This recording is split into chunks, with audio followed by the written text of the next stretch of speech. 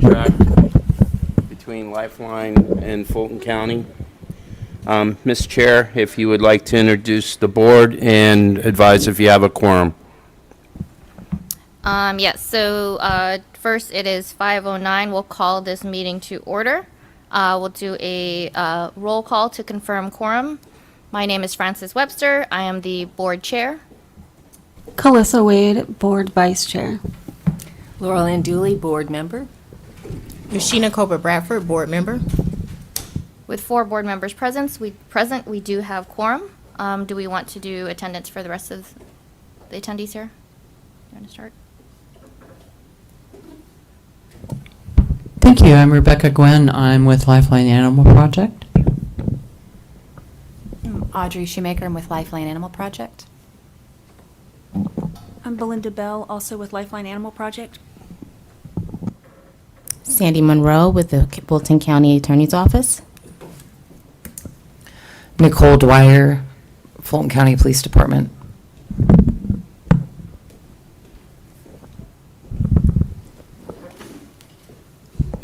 David Brown, Emergency Management.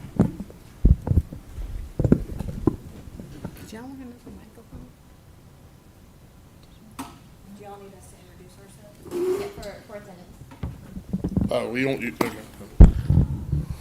Joe Bearswain, Director of Emergency Management. Sharon Whitmore, Chief Financial Officer for Fulton County.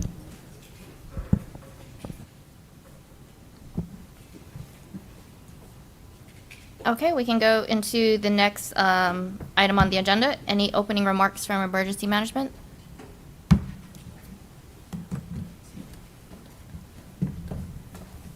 Sorry. Not at this time. All right. And then just, since we have another board member just entered, do you want to do a quick roll call? Katie Factor. All right, next on the agenda, we'll have the vice chair kind of go through the agenda approval and minutes approval. Do I have a motion to approve the previous meeting minutes? Did you say yes? Oh, it's just it's sorry. Yes. Anybody want to second that motion? I second. Great. So the minutes for the last meeting are approved. Everyone should have a copy of the agenda. If there are no questions about the agenda, can I get a motion to approve the agenda? I'll make a motion to approve the agenda for today. Second. All right, second from Yoshina. All right, so we will move on to the next item of the agenda, the quarterly shelter operations report from Lifeline. Thank you. And I also want to introduce our Field Services Director, Chris Emerson. And there we go. Y'all can share a mic. David, if you would start us off. Oh, I should have bought my glasses. All right. We're going to start with our intake. This is our intake for second quarter. The way I've arranged these stats,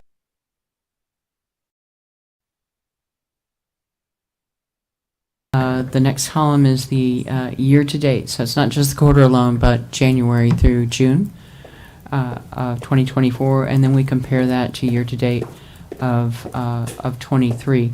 So you can see our intake overall is up a little bit. And just for your information, we're looking at one of the highest months ever with July. So you get that in your next report, but intake is rising, had an increase both in cats and in dogs. We break this down for OTCs over the counter, and then field, so those are animals impounded by our field officers. And then lost is a combination of the two, but is all of the dogs or cats that come in without any identification and not through other means. So they're what are typically known as stray animals.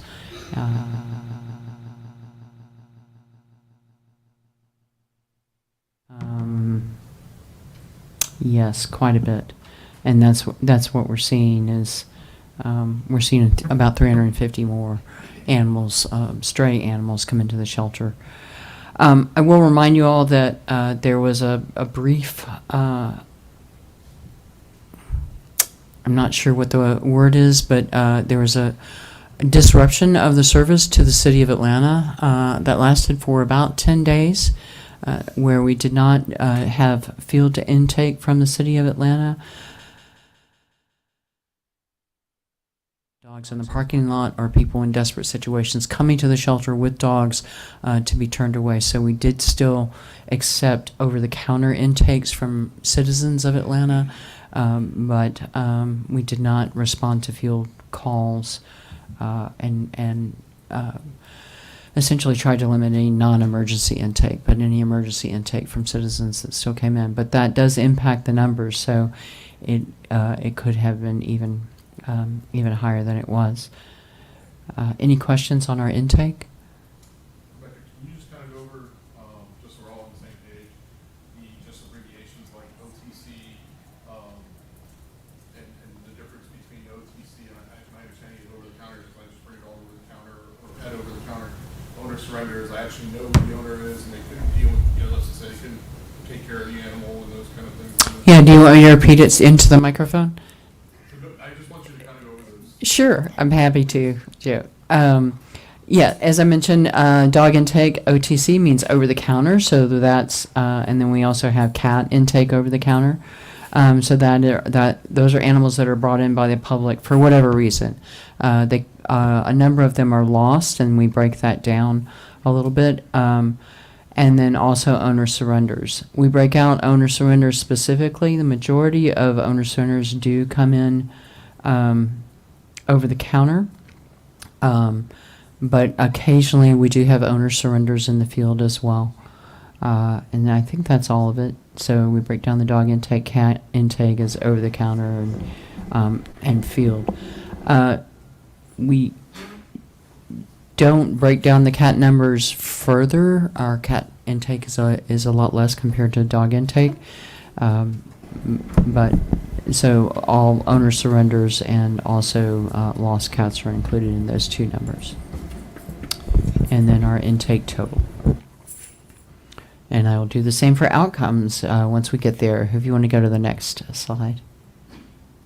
This is a breakdown of intake by jurisdiction, and you can see that even though we didn't provide services to City of Atlanta for 10 days in April, City of Atlanta comprised 55% of our intake.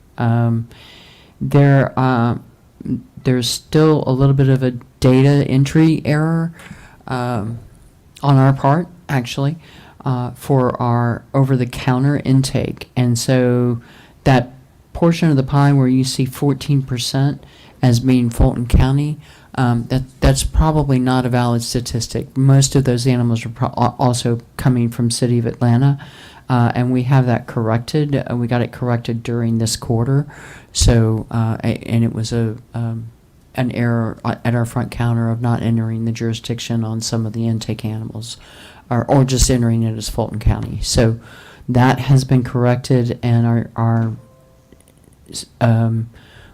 we'll be able to better track intake and the different jurisdictions going forward.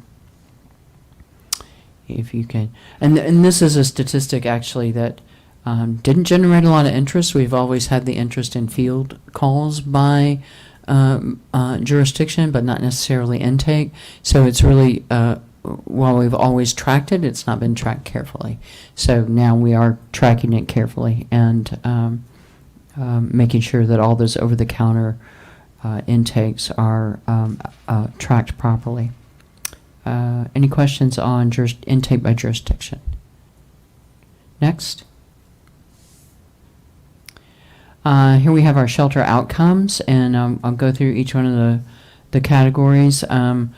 We are, and this is really kind of miraculously so, and I need to really hats off to the team here that we were able to actually have a 90% save rate year to date for 2024. That was not the case in 2023.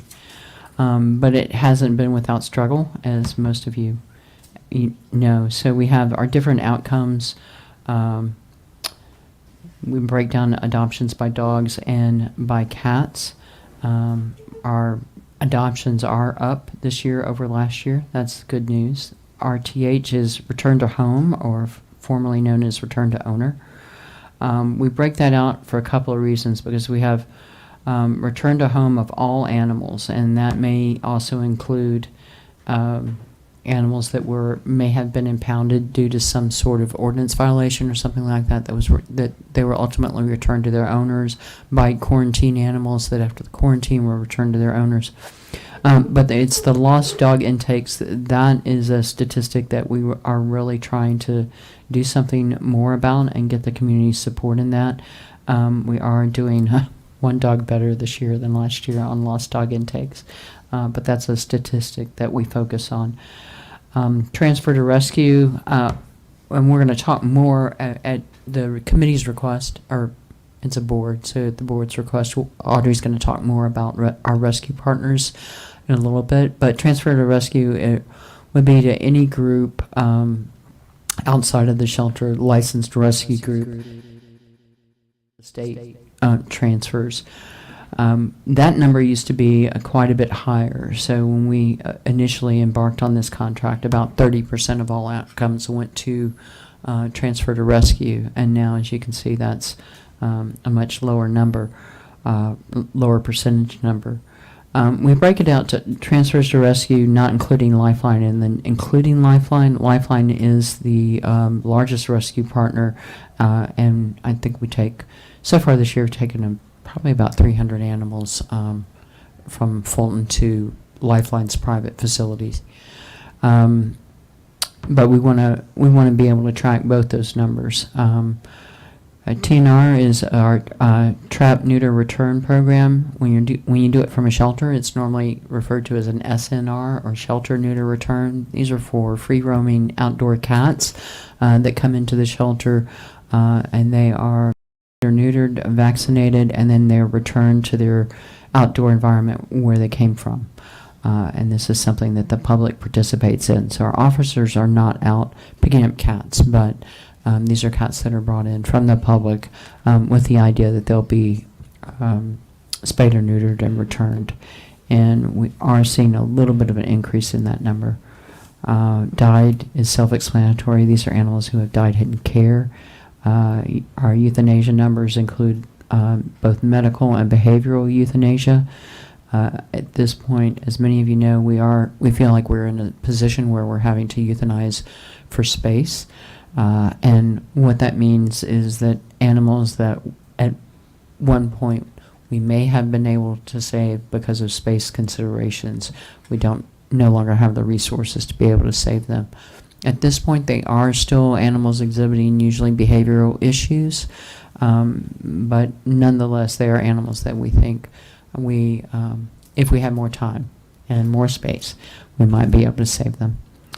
Other has to do usually with a data issue, and it's usually a negligible. It may involve either a foster animal that we're no longer to keep track of, or sometimes it's animals that escape. And then we have total outcomes.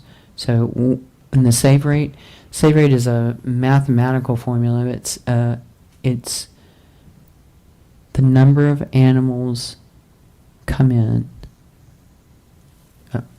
It's the number of live outcomes divided by the intake.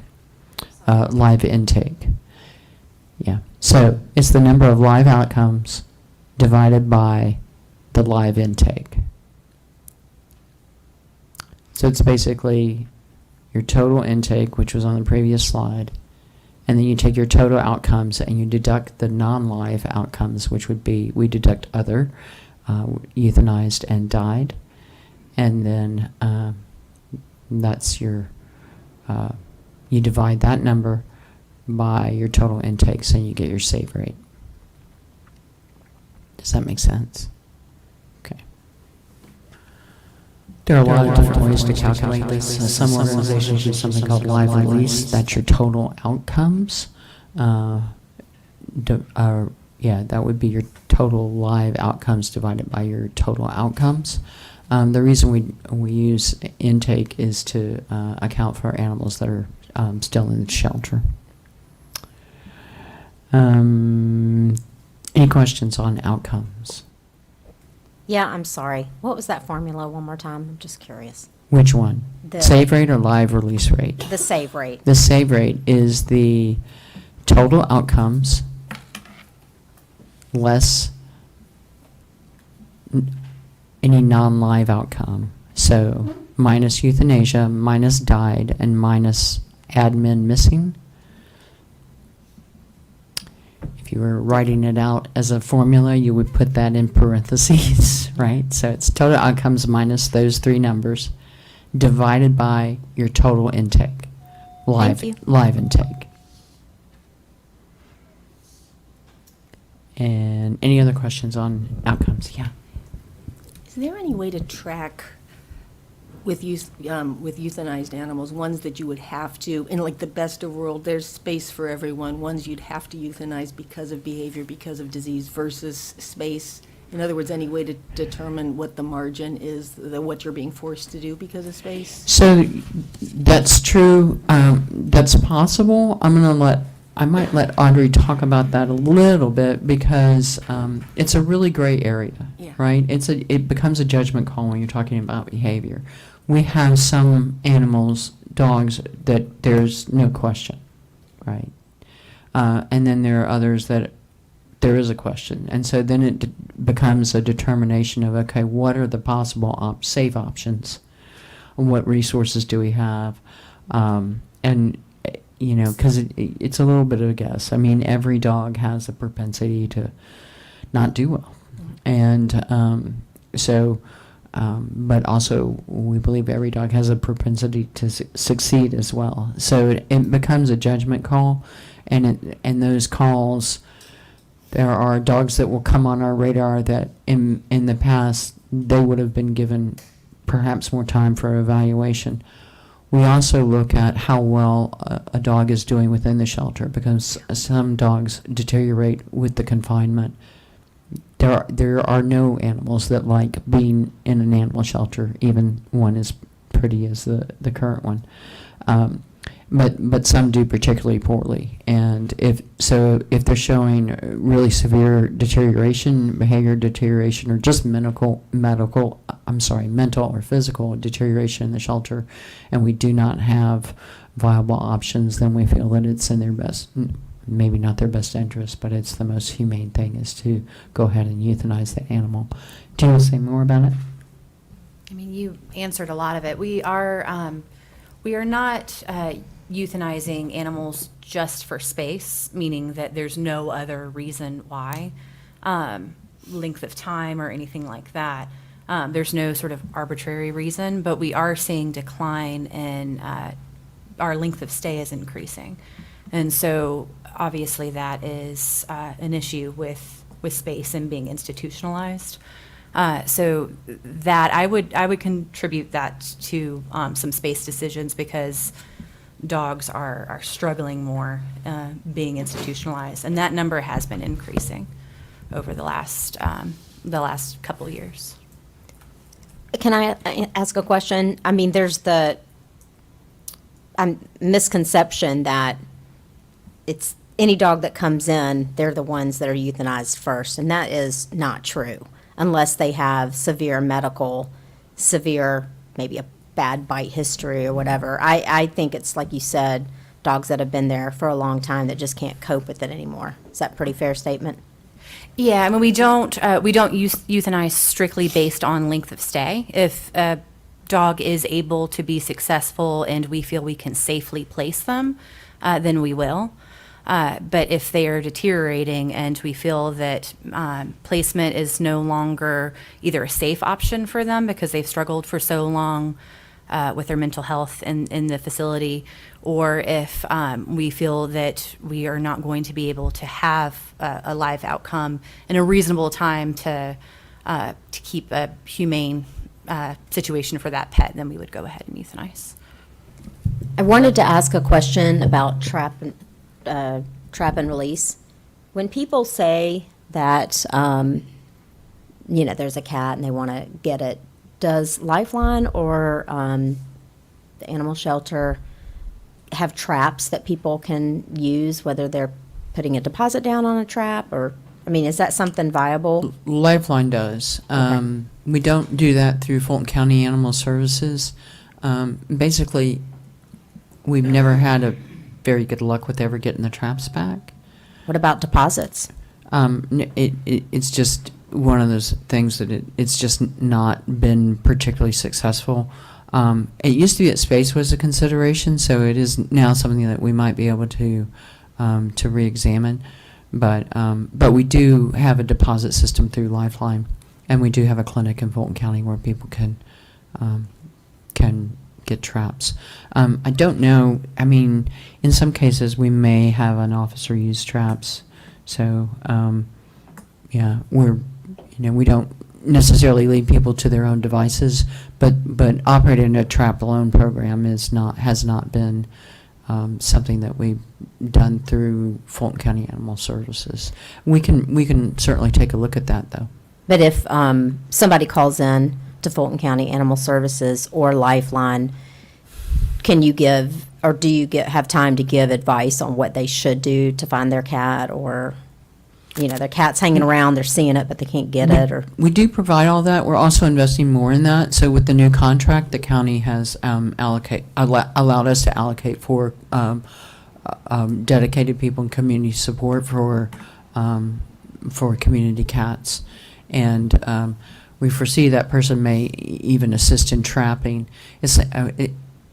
I've never felt that it was a good use of tax dollars to have officers out trapping cats. As most of you know, there's no ordinance that prohibits free roaming cats in Fulton County, so they wouldn't be enforcing an ordinance. Obviously, they'll go out if there's an injured animal, that kind of thing, or if it's a nuisance case, or if the cats are, sometimes we have areas that are being developed, construction sites and things like that, where the cats aren't going to be safe anymore. I have one more question, sorry. Sure. As far as rescues pulling dogs, do you think it's because the rescues are full, or is it possible, and if that's the case, is it possible to develop relationships with additional rescues? Can we hold that question? Because I did specifically ask them to go over their rescue processes. Sorry. So. No, that's problem. fine. No That's fine. problem. All of the above, though, yes. The answer to all your questions is yes. Anything else on outcomes? I just wanted to know a little bit about the animals at the old shelter right now. So I know that there are some adoption events that are happening, but I didn't know, what about people that would like to look at those animals? Do they have to specifically ask for them to be brought over to the new shelter? So right now, the staffing structure is not designed to fully staff both shelters. Right. And so the reason we're having events, one, is because volunteers help tremendously but we really don't have adequate staff to have both shelters open to the public all the time. So that's why we've been looking at events.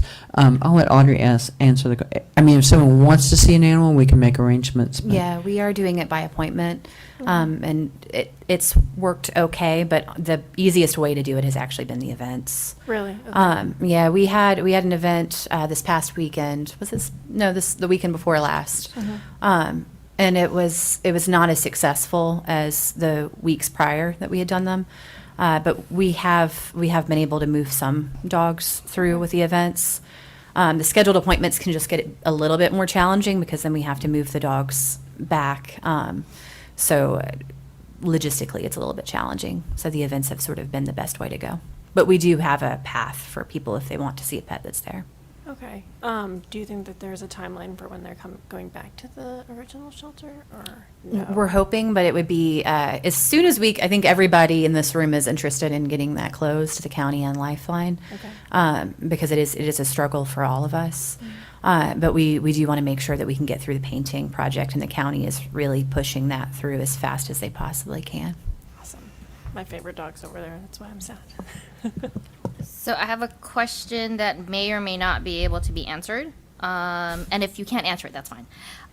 But do we know, like, in terms of decline, do we know if dogs are declining faster in this environment where we house single dogs, like single house dogs, versus the old shelter where there were multi-run dogs or multi-dogs in a I can run? answer some of that. I mean, I think there's different struggles. So it is, the dogs, there are smaller kennels. I mean, it is best practice to have one dog per run. But we do see some more deterioration with like some of the height-seeking behaviors, because many dogs enjoy being together. So the old shelter was challenging because that was not a housing situation that we wanted to have that many pets together at the same time. So it's different struggles. It's easier for dogs that maybe don't love sharing their space. But we are seeing some deterioration. We are also increasing our play groups to try to help. We actually have Dogs Playing for Life coming tomorrow, which I think many of you guys are familiar with. So that does mean that we have to increase our enrichment programming, mostly with play groups. And we also have bin and bones available to all of the dogs, which is something that we weren't able to do as easily in the old shelter. So there are some enrichment tools that you can use a lot more easily at the shelter than we could the old one. But different kinds of behavior issues. And for those who aren't familiar, Dogs Playing for Life is a specific playgroup program. Their goal is to get every dog out of the kennel into a play yard every day. We've done that in the past. The old shelter was a little bit challenging, but the new shelter's got some opportunity there. And so we were able to go back to them and ask them to come do training, and they found outside funding to come in for 10 days. And so we'll be doing 10 days of training with Dogs Playing for Life, and hopefully get our staff trained and volunteers to be able to get the dogs out of the runs and into play groups safely and as often as possible. So we're really excited about that, starting on tomorrow. Yeah. Are the trainers balanced or positive only? I would say that they advertise as balanced. They are really great at working with different requests. So if we put in, this is the way that we would like to run play groups, they are pretty brilliant at doing this. They work with a lot of different shelters that have a lot of different requests and a lot of different space structures and staffing. So they are very amenable to any request that we have, which Lifeline is a positive reinforcement training. So we're minimal on any of the adversives, but we do want to make sure people are safe in the yards.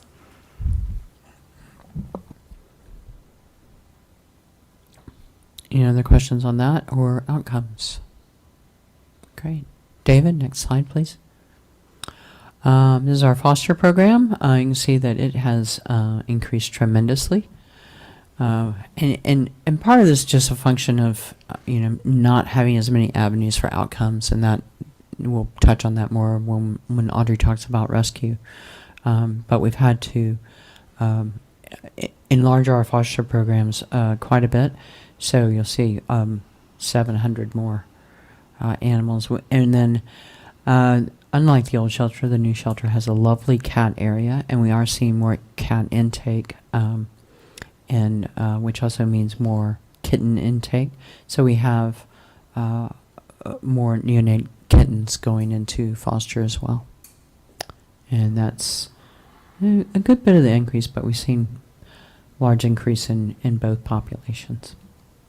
I don't remember seeing it on the outcome slide, but do you guys track adoptions through foster Yes, they are included in that. and the overall adoptions number? They are included in the overall adoptions number, but we do track it separately. Okay, I might ask you to separate that next time. Sure, we can do that. If you'll send an email, we'll get it. Yeah, we track everything we possibly can. So just about anything you ask for, we should have it, or we will if you ask for it. Are you seeing an increase in people who want to foster? Maybe I missed something, but. Yeah, I mean, we invest a lot of energy into driving the foster program and growing the foster program. So it's an increase by design as well. And what about the friendly finder? Are you seeing that? I spread that word all over next door all the time. So is that increased? I think it's kind of a steady stream, would you say? Yeah, it sort of ebbs and flows depending on who you have at the counter and the willingness of the person to take the pet home. But it's definitely been a necessity to have that program available. How long has that program been going? I think it's a great program. Thank you. We started in 2019. Phenomenal. We did start a little bit in 2019. We got a lot more involved in it around the pandemic, where that's really when our foster program took off as well. But we built a lot more around Friendly Finder within the last couple of years. Thank you. For those of you who don't know, Friendly Finder is when one of those people who are bringing in a dog or cat over the counter, if they are willing, they're given the opportunity to foster the dog immediately.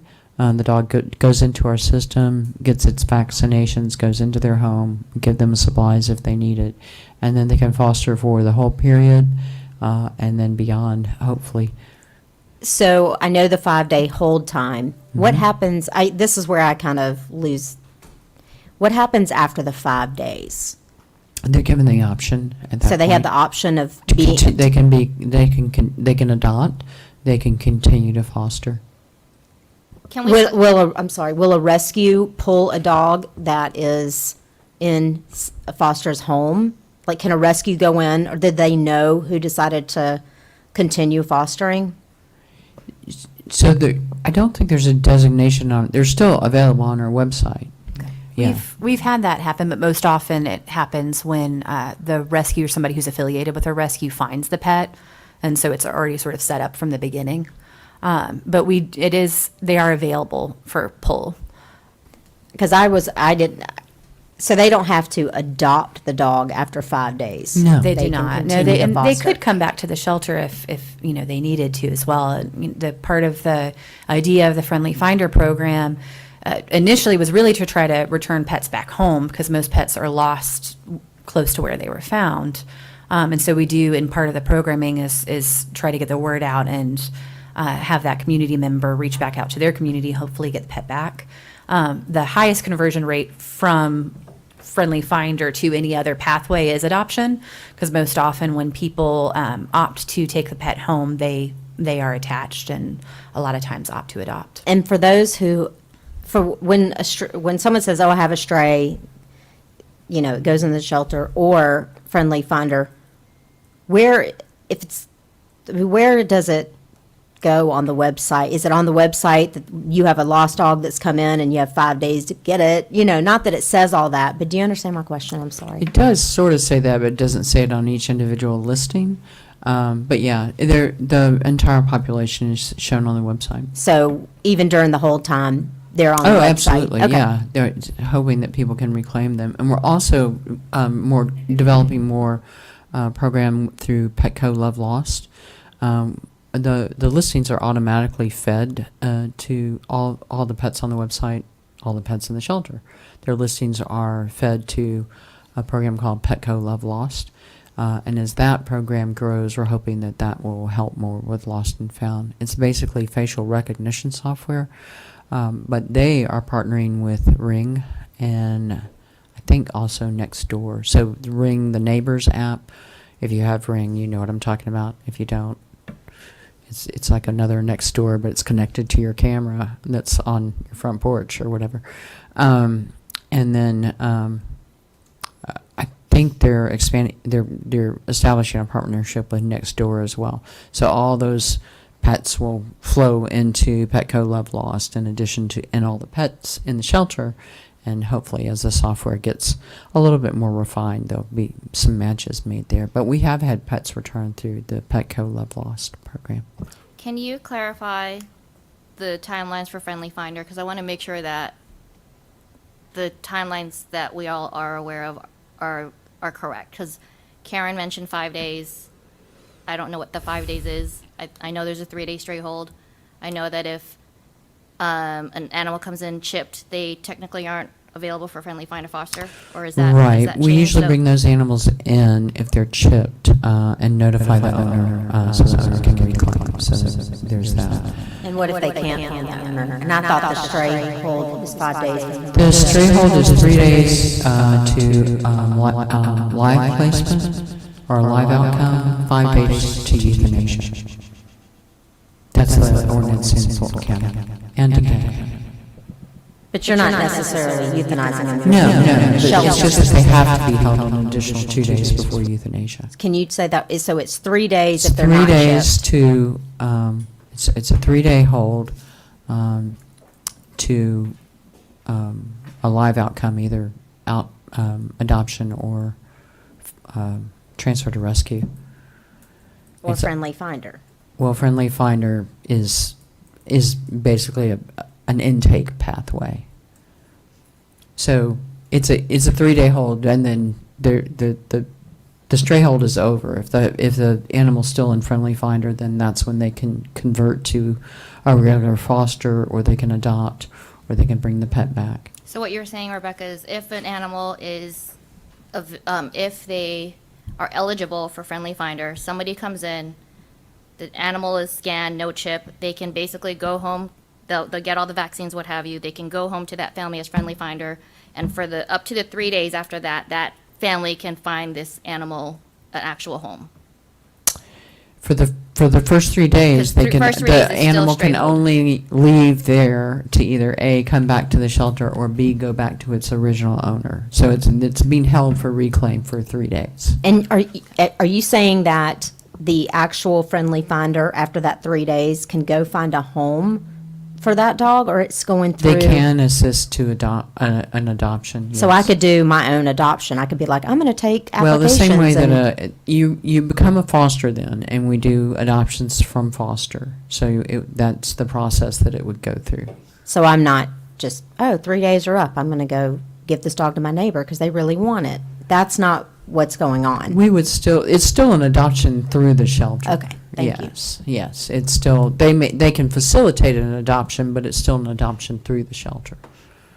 So after 3 days, the animal, if the finder chooses to, the animal becomes that finder's foster. Correct. And because it becomes a foster, they follow the similar foster path as Correct. any other The foster animal is still in the care and custody of Fulton County Animal Services. Okay.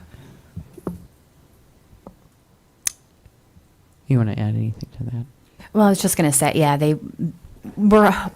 our hope would be that we would be able to get the pet back home. But regardless of what permanent path there is, it would be through our program. So we would help facilitate a reclaim.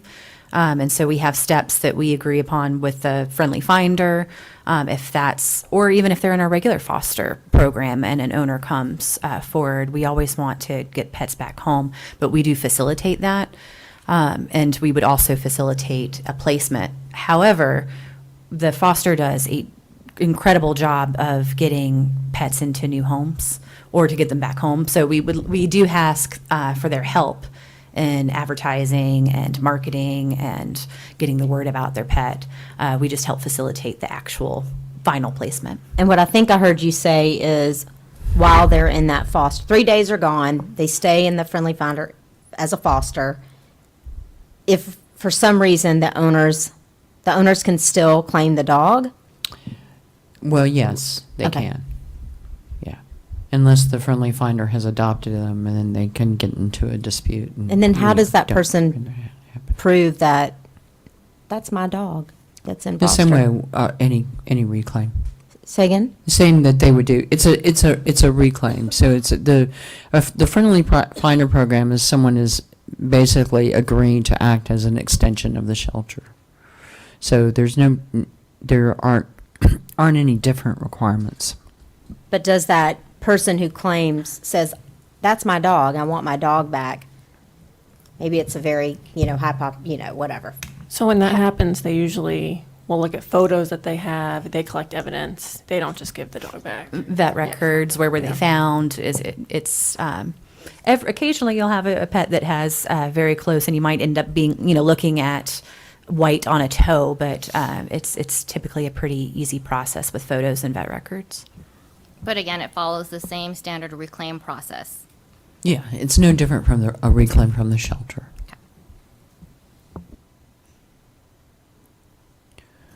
Okay. And just to mention, that is the reason why the shelter facilitates any reclaim or any placement, is so that we can go through all that process and it hits the same process every time. Okay, great. Next slide, David.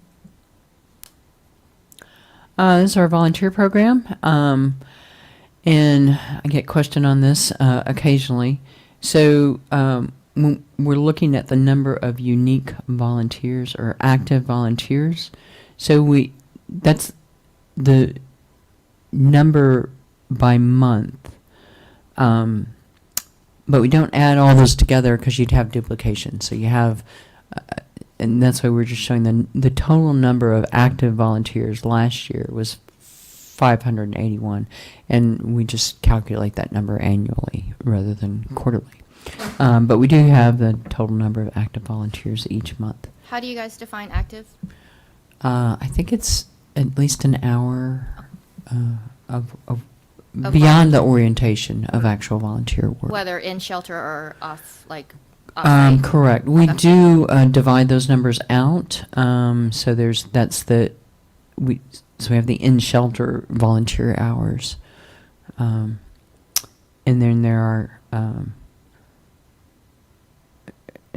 there's additional statistics and volunteers that we generally don't report, but they would include the total volunteer hours, in-shelter volunteer hours. We also have, we do show here community service workers and hours in this. And then the number of volunteer groups, and those are generally corporate groups that come through. And we had a little uptick in that in June. And it's usually fairly large corporations that are bringing volunteers in. So I think in June it was Deloitte and maybe Home Depot. We do have a Home Depot coming this next week, I think. Yes. Okay. Anything else on volunteers?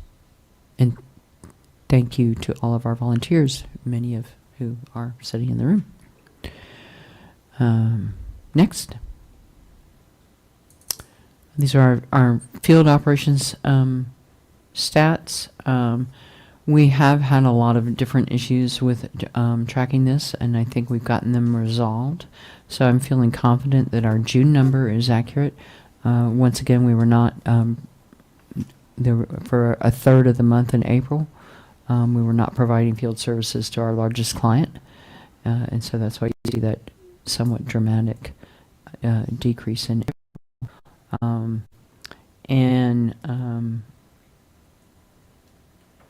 Our calls for service overall are down, but again, it's kind of misleading because of that weird April.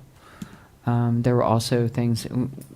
2024 was kind of a rough year for Fulton County generally. So there was the cyber attack and a number of different things that contribute to calls for service.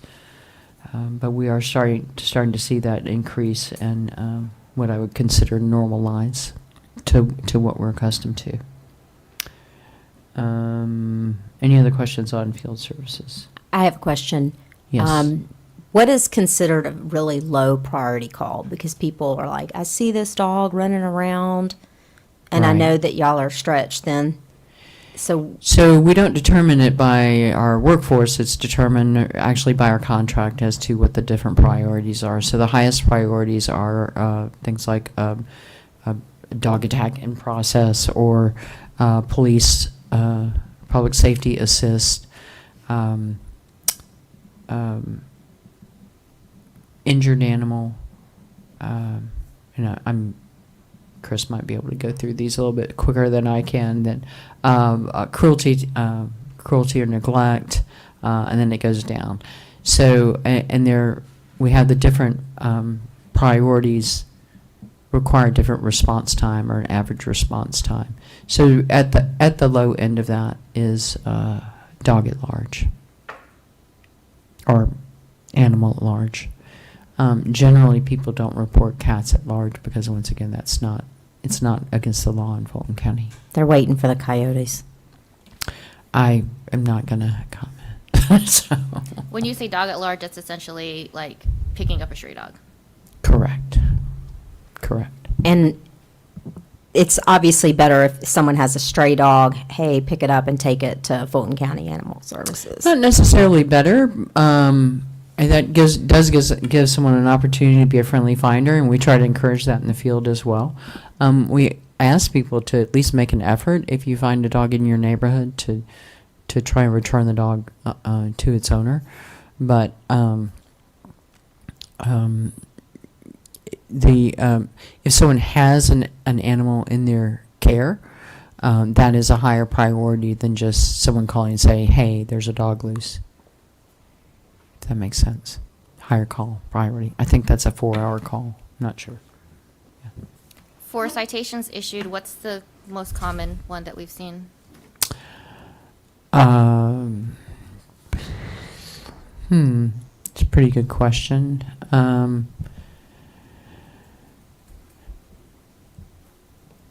We do get a fairly high number of cruelty and neglect citations.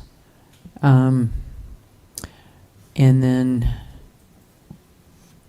Dog at large with a Yeah. history Yeah. is definitely a big one. We try to educate first, and then if it becomes a constant problem, then obviously we have to address it. Sorry, say that again. Which one was a common? Dog at large. Yes, ma'am. like repeat with history. repeat offenses of dog at large. Okay. Yeah. Okay. What about the ones that are out all day barking on the balcony? For here, we generally will address the folks that will respond if it becomes a common nuisance, and we'll try to make contact with the owners to explain to them that this is becoming a common problem. Education first, and then we'll go from there. Yeah, we do try to go for compliance rather than, instantly citing someone for something that a lot of people are not familiar with different animal ordinances. So we try to give people an opportunity to comply, and that's where you see some of those warnings. I am not confident that these numbers are correct, however, but I'm going to go back and check and make sure. So the citations, warnings, the combination of warnings and citations usually is a much higher number. If they are not correct, if you can share the new numbers Yes, I will. or updated. I'll go back and check that because that does not seem correct to me. I may be able to check it on my phone once Audrey starts talking. Yeah, those don't look right.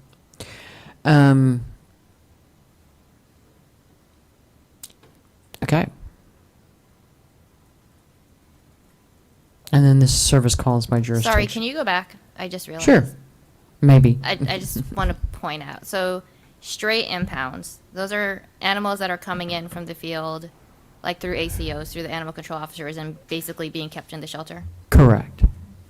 So, essentially, in May and June, they've almost made up the number of the ideal number we would have had in the shelter, right? Because ideally, we would hold roughly 300 animals. Right. It's a lot. Okay. It is a lot. Yeah, it is a high number. It is about 50% of the intake, though. The other is coming in over the counter. Just wanted to point that out. Thank you. And then calls for service. This data is much more accurate and has always been tracked. And you'll see City of Atlanta, despite not being provided service during part of April, is still 58% of the calls for service. And What does the other cover? other is out of county. Some of it is trips to where the rabies specimens are turned in. And then occasionally we occasionally will end up responding to a call that we didn't realize was in another county. There are a couple of jurisdictions. Palmetto is one of them that spans 2 different counties, as does City of Atlanta.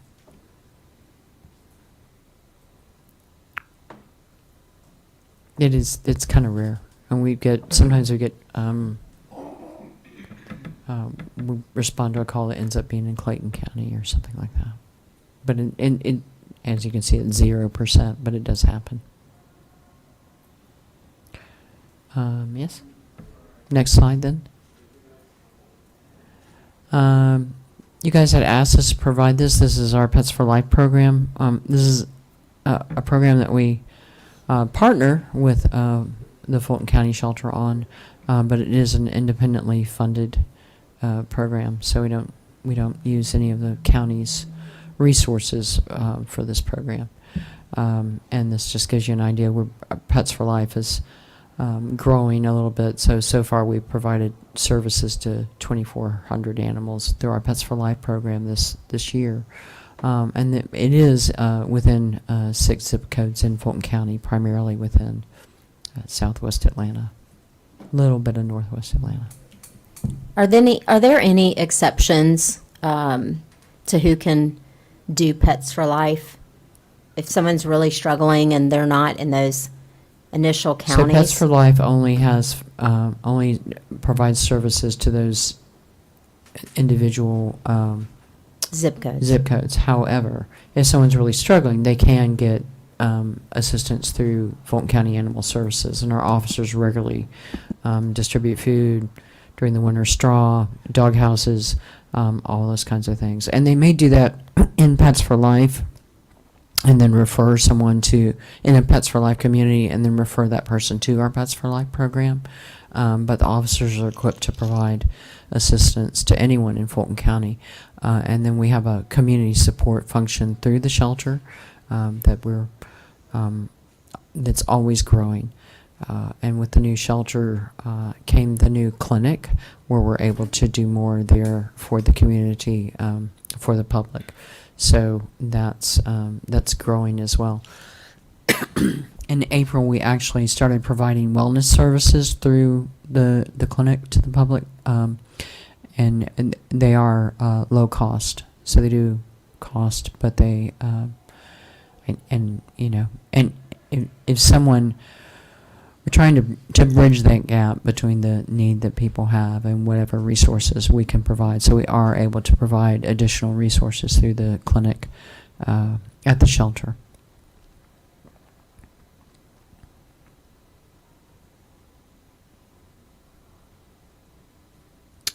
Okay, next slide.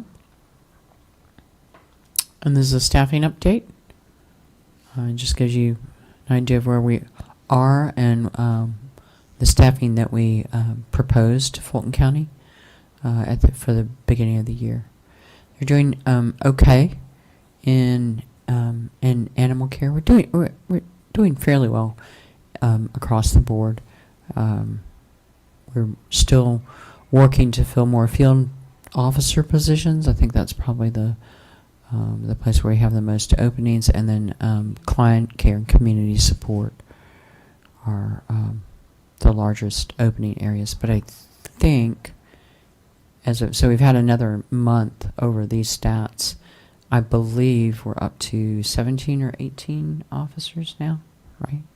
So it's getting better, and community support is we still probably have about 4 openings. So you guys had a hiring event recently. So are these did. numbers reflective after the hiring event or before? No, the before. hiring event? Okay.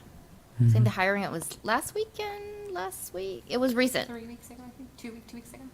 Yeah. It was well attended, and it's attended usually by people who live in fairly close proximity to the shelter. We got some good applicants. And then the open spot for vet, how long has that been open? It kind of stays open. There's a veterinarian shortage. We fill in with relief vets for that. The county had asked us to have at least 2 vets, so we have filled that. We proposed 3, primarily to be able to provide the services to the public through the clinic, and we're using relief and contract vets for that. So there's not a full-time vet, but we do fill in with contract vets. And we're doing that across the organization. There's just it's a national veterinarian shortage. Apparently it's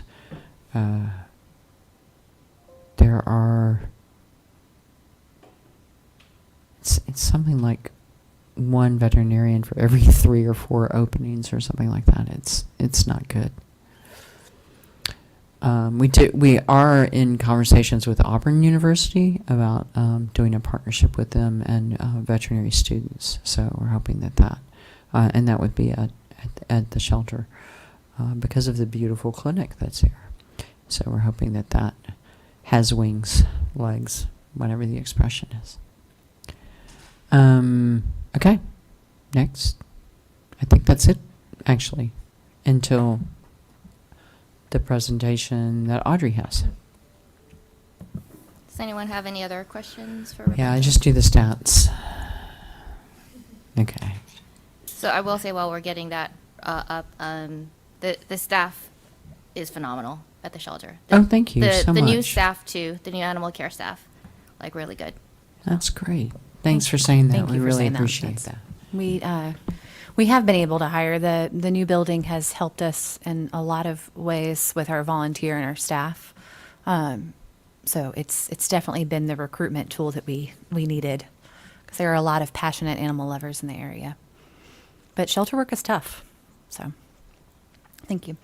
All right. Well, you guys had asked us to talk a little bit more about our rescue department, so I will do that. Feel free to ask questions as we go along, because it's a pretty brief questions. Go ahead. So I guess quickly to answer Karen's question, and if you can remind me of what it was, a lot of our placement pathways have decreased. It has become more challenging over the last few years. A lot of our rescue partners are struggling to place their own pets.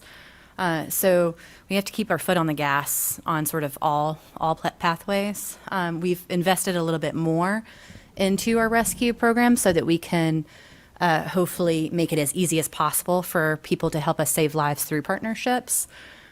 We have so far in 2024 transferred out 1,290 animals through rescue partners. That is a decrease, and I think our average would be over 2,000 for the year. So we're not quite to the year end, but it is not trending as high as we would like, although it is increasing. So, And did want to point out, so this is like to date, like this number got calculated a couple of days ago. So the number in the stats was through June, and this includes part of July. I don't know Most of July. if this is inappropriate, but is it possible to know who's on that list of rescues?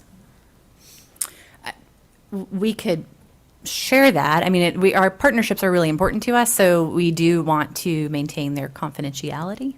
Fair. We do the same way. A lot of times we don't. Excuse me. I'm sorry. I'm having an allergy issue. We wouldn't give out that information without their consent, because the partnerships, we want to be as easy to work with as possible. And a lot of them are proud of the work that they do, and sometimes they will ask for us to work with them post we transferred this pet out, and it can help with their fundraising. But generally speaking, they like to do their own marketing for the work that they do. I guess the truth of the matter is there's a ton of rescues, and if they wanted to work with Fulton County, they'd already be working with Fulton County. Yeah, when we go through this presentation too, you'll see we have a lot of partners that are in the Atlanta area, and we have a lot of partners that are out of state. So it's very much I've always kind of called it account management rather than sales.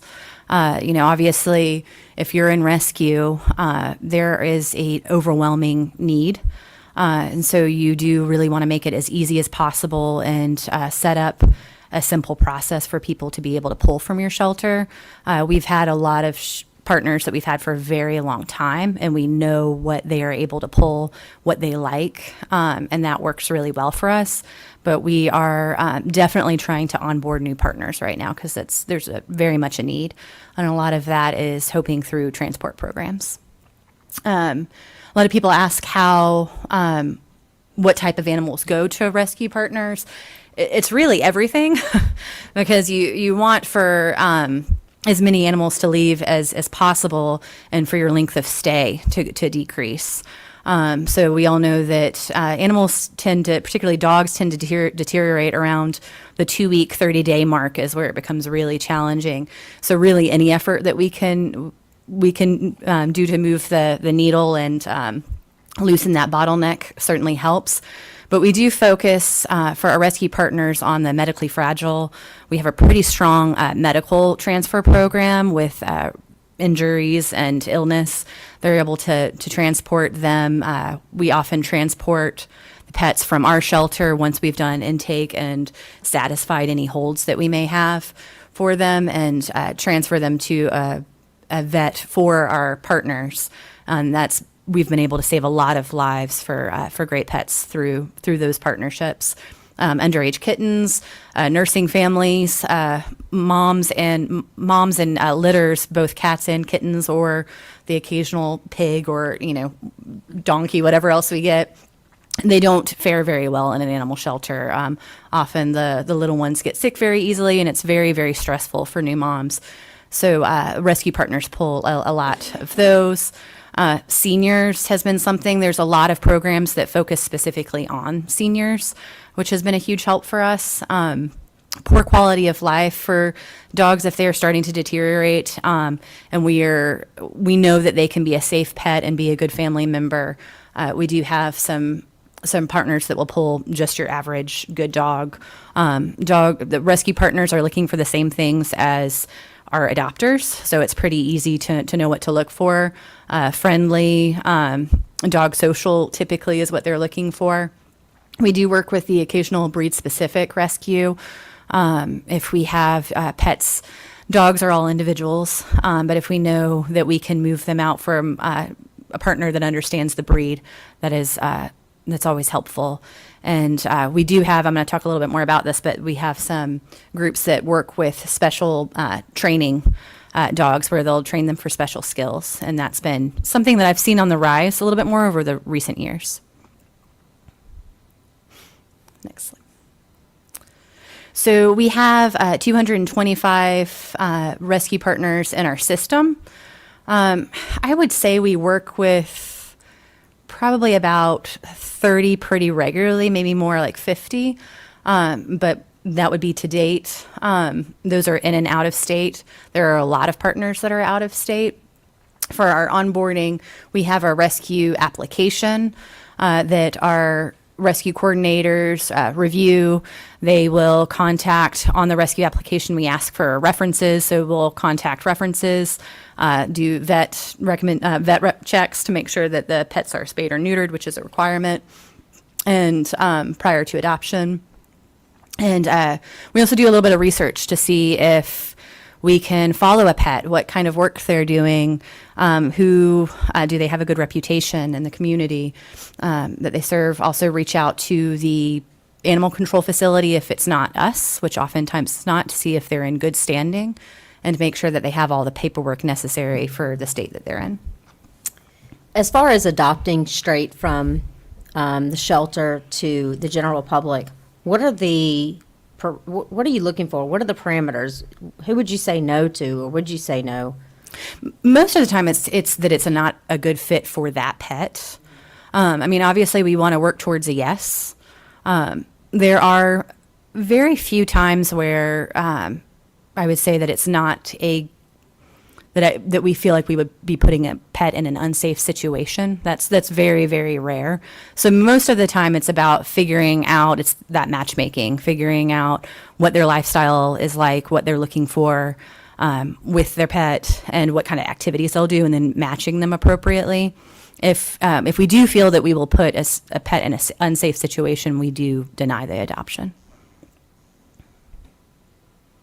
For the vetting process of your rescue partners, how frequently would you redo that vetting process? You know, because rescues, you know, can change status or what have you, and things happen. Every 6 months. Okay. Especially for the groups. If there's a group that hasn't reached out to us in a while, and then we would start it then. But for our common partners, about every 6 months. Usually those partners that you have a really close relationship with, you don't necessarily have a formal process because you're already working with their vet partners because we work so closely together. But for the groups that we don't see as frequently, every 6 months. Next. So these are our top pullers for 2024. Lifeline, we are our own top puller.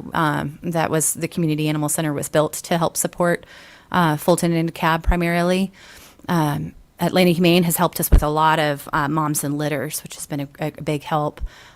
Mostly Mutts is a group we've worked with for a long time. They are local, and they have helped us with some of the medically fragile and some of the smaller guys, done some neonates for us before. Second Chance has been a long partner of mine, mostly focusing almost exclusively on medical cases and some of the more challenging cases.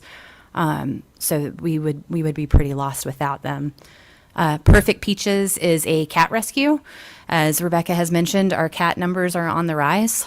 So they pull a lot of the neonates and some of the medical cats. And Change a Life Dog Rescue is, they're wonderful. We have another slide with them. They're in Connecticut. They love the German Shepherds and some of the, we always call them sort of the soft dogs. You can tell when you see a Michael dog. But they usually like a friendly, they've taken on some of the medical cases from us as well. But just your average large dog, they've been pulling from us for a while. Where are some of these rescues, like an Angel Among Us, where are they getting their dogs? They're a partner of ours as well. This is just our top pullers. And I will say, I mean, some of their capacity, these groups are doing the best they can to try to support us. And the asks that they receive are, if you could see their inbox, they're pretty full. So a lot of groups, they do try to pull for, like, I'm seeing more and more rescue groups that'll pick a few shelters that they work with because there's so many different requests that come in, so that they can manage and make sure that they're getting some pulls. But I will say the individual top pullers, and I remember 2020, I think the top puller outside of Lifeline, because we've been our own top puller for always, was more in the 200 range. So all of those numbers are decreasing because the need is pretty overwhelming for all of the groups. But Angels Among Us is a partner of ours. 327 is Fulton Dogs going to Yes, safety. Fulton Dogs and Cats. Thanks. For a long time, Lifeline has taken the cats because Fulton did not really have much of a cat area. So, and now that's not quite as necessary as it was. Although Lifeline does have a beautiful cat area. And a popular cat area, it adopts out between 100 and 200 cats a month out of Lifeline's cat program. So they do go quickly. David, can we go back to the slide before I forget my question? So one question, 1 point. Is it safe to say that any legitimate Georgia rescue, the animals under their care generally would be owner surrenders, or roughly, because if it were coming from a shelter, or if it were a stray, it should have come from the shelter of that county? That's correct, more or less, yes. Strays are supposed to go to the county shelter, if there is one. I mean, there are counties in Georgia that don't have shelters, but generally they're supposed to go to the municipal shelter first. I don't. I'm trying to think if there's a law that would prohibit rescuers from accepting stray animals. Because the law is different in each county. Okay. In Fulton County, they are required to come to the Fulton County shelter. Okay. And then, And oftentimes, rescues, same with Friendly Finder. They'll sort of set it up to where they can pull immediately and make sure it's satisfied because they're very interested in making sure that they're following the laws. And I just wanted to shout out Mostly Mutts. That's where our dog came from. They're wonderful. Yeah. So a dog in Friendly Finder and a foster could be pulled from a rescue as well? Okay. So as I mentioned, transports, we're wanting to move as many dogs and cats as possible. We have a regular monthly cat transport that's going on right now, but we've been working with dog and cat transports for years. We have luckily been able to partner. Best Friends Animal Society has helped us with vehicles. Sometimes they even help us with the physical transport because, again, you want to make it as easy as possible to pull, which often means transporting to them. The wonderful thing about building out a transport is that you can get as many pets as you can get on that transport, which is usually between 25 and 30, depending on the size of the dog. That's a lot. That's wonderful to know that you're going to have that many animals leave out of the shelter all at once. It's also a great time. A lot of times we send staff so they get to meet the transport partners, tour their facilities, get to know them a little bit better. So it's helped us build those relationships. That's actually how I've built some of the relationships many years ago with some of the transports that some of the partners we still have today is through the transports. If anybody ever wants to go on a transport, it is lots of fun. And you would be driving a van to Yes. Vermont. Yeah. This is kind of a weird question, but if I wanted to drive a dog to Connecticut and I needed to stay overnight and things like that, what happens with the dogs and who would pay? Would the person get a hotel room? I mean, how does that work? They get a hotel room. Usually you schedule it to where you would drop off the pets before going to sleep. And so you have to have enough drivers to be able to drive overnight to be able to do it safely and have So someone putting still 3 sleeping. people in a van and they take turns driving. Exactly. Got it. But a lot of the receiving partners, they have hours. This is what they do. So you'll schedule drop-offs in the morning, then go back to your hotel, relax. Sometimes some of the more fun transports, you can go into a fun area. It's a little bit easier to get some drivers and volunteers to do that. But a lot of times we send staff to go on these transports with some volunteers if they want to join us. David, next. These are some of our new special partners. We just thought these were fun stories. Medical Mutts has actually pulled 28 dogs, and they have a program where they train dogs to help people with mostly medical issues that they need assistance. It's a pretty rigorous program, but they do have a 25% graduation rate. We have had, I believe, 6 dogs so far graduate from their program.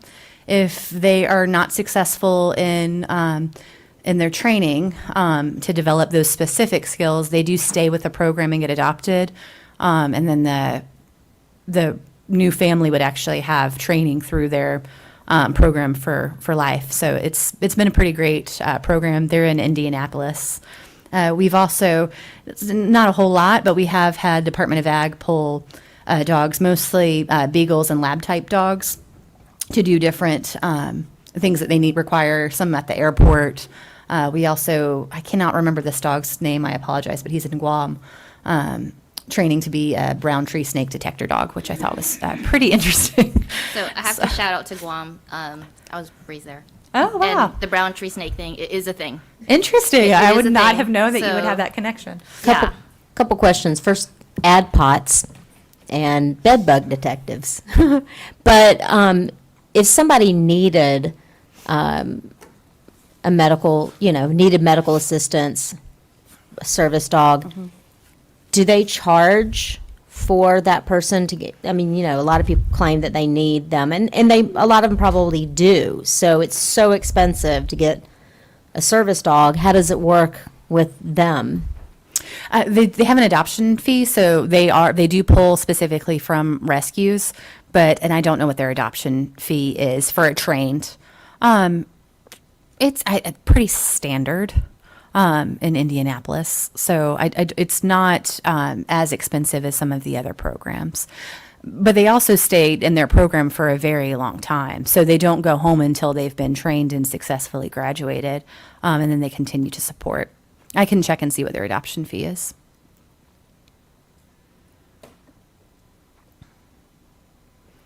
As we've mentioned, Lifeline is our top puller, and it's a lot of cats because there is a cats do very well there. The shelter was actually built primarily to support Fulton and DeKalb in our efforts to save as many lives as possible in those two counties that we operate the contracts for. But they have been taking more and more dogs from us as the need has increased. So we've had 248 cats and 79 dogs so far this year, and more tomorrow. We have added more to our staffing structure to help support our efforts to transfer more animals out through partnerships. We have our Director of Client Services, that's Erica Beard, many of you know her. Pathways Manager. The Pathways team oversees the foster program as well as the rescue program. I'm just highlighting the rescue specifically in this graphic, but they do Lane, our Pathways Manager, does also manage the foster program. Having those teams sort of work together on more of the strategic pathways is really helpful because oftentimes one of the things that you need for rescue, especially if you're building out a transport, is fosters. We also have a transport driver, that's Brandon. He's been with us for quite some time. He spends a lot of his time transporting dogs to vets for our rescue partners, along with other moving donations around, things like that. We do have one rescue coordinator that both of them really cover each other and they do all, but we have one that's focusing specifically on building out those transport programs. People often ask how they can help with the rescue program. It is the relationship piece is really something that we manage as a staff. It enables us to stay more strategic, and also we're familiar with what the partners are pulling, what we believe they have the capacity to pull from us. But we always need help with transport fosters, fostering in general. We have the same, because ultimately rescue partners are often looking for the same thing that our adopters would be looking for. They like to have as much information as they possibly can on a pet. Having a pet in a home, oftentimes they can be exposed to children in a home and in a much easier environment than we're able to provide in the shelter. So we can get really great information from our fosters, but it also enables us to move them out of the shelter so that they can stay well before they go on transport. We do try to get pets out for 14 days prior to transport. Some of our transport partners actually require that.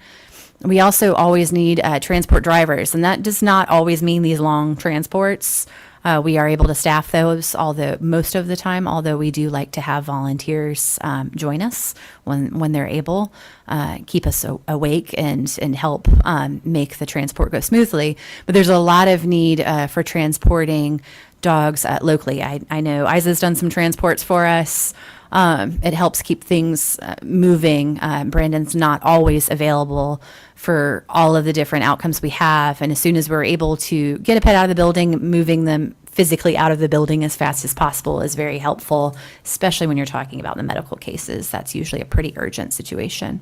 And they're using your vehicles or our own vehicles? It depends. We also would have to get you on our insurance. So for those longer transport vehicles, for the longer ones, we would have to satisfy insurance. What about the short ones? But for the short ones, it's usually their vehicles. We can give gas money to help support the efforts.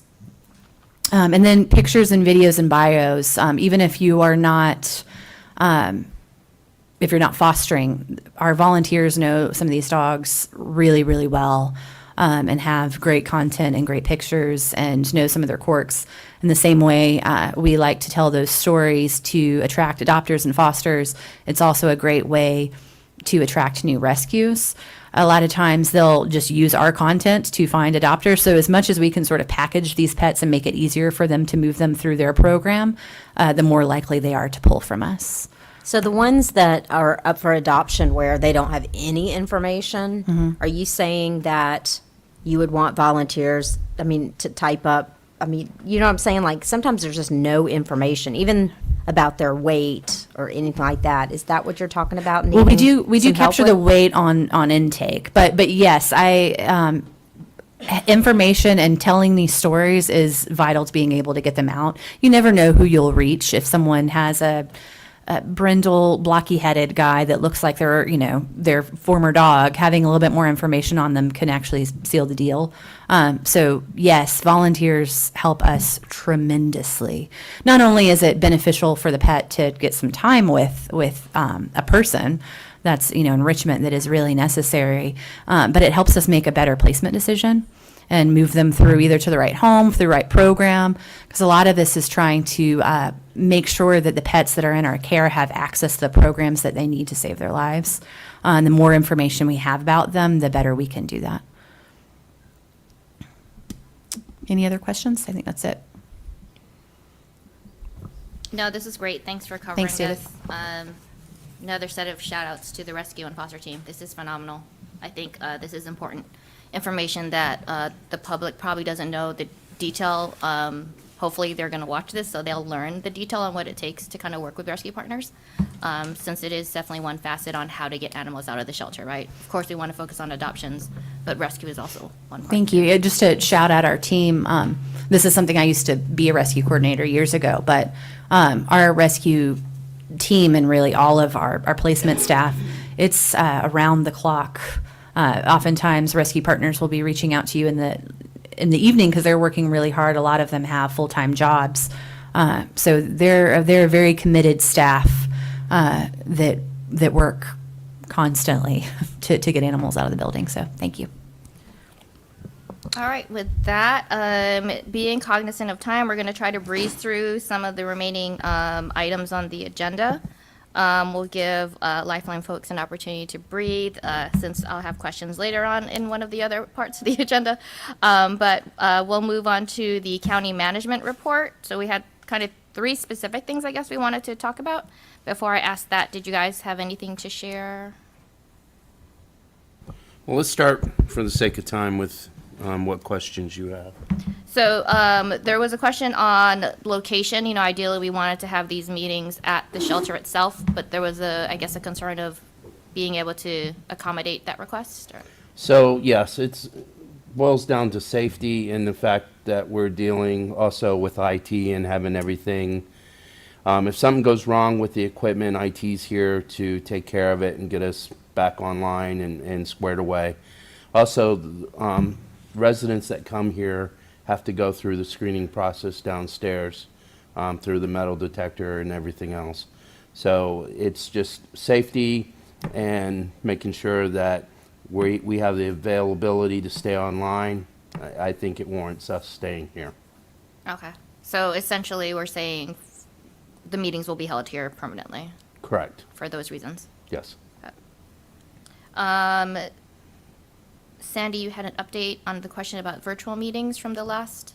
Yes, so if you can recall, my laptop died. Can you hear me now? Okay. All right, so from our last meeting, the question was posed, can members of the board appear virtually for board meetings? And the short answer to that is no, pursuant to the Open Meetings Act, which absent some situation of an emergency or a public safety concern,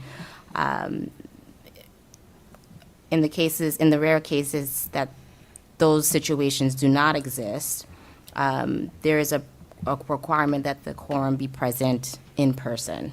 So as far as that is concerned, we cannot. There was also a question as to whether or not the bylaws could be changed to accommodate that. And yes, you can change the bylaws, but it must be consistent with present law.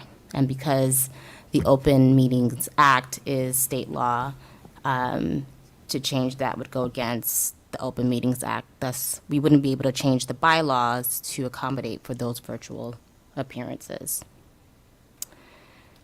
And I believe the final question was regarding the process for classifications of vicious or dangerous dogs. There is a process outlined in the bylaws currently, but in the event that that decision is appealed, it goes to probate court. And if that decision is appealed, the final judicial review would be with Superior Court. And so that's the way in which it's handled. Can I actually interrupt you and ask you to define that a little bit more? You said there's a process in the bylaws, but I thought originally the bylaws was that if somebody got ticketed for a possible dangerous dog, it went to the board for the board to overhear and make a decision. But So there is a section particularly pertaining to dangerous dogs, and I can point you to that section.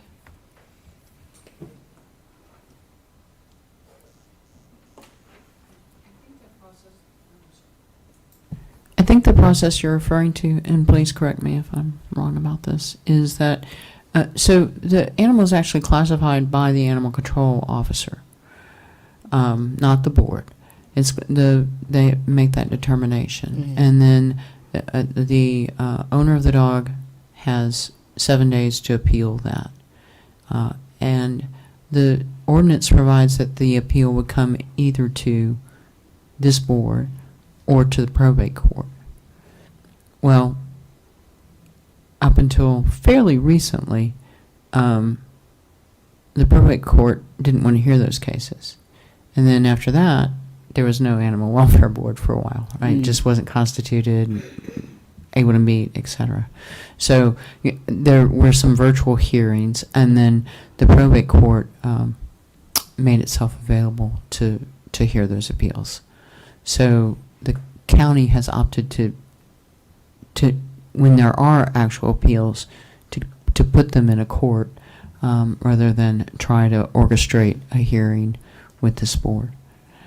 But the law kind of allows for either, and so the county's opted to go the court route, which, not that anyone asked me, but I very much support, just because the judge is in a better position to, make evidence rulings and that kind of thing. It was kind of hard because the county attorney represents this board, but the county attorney also represents the county, and so there was a kind of a conflict happening with the county attorney acting as both.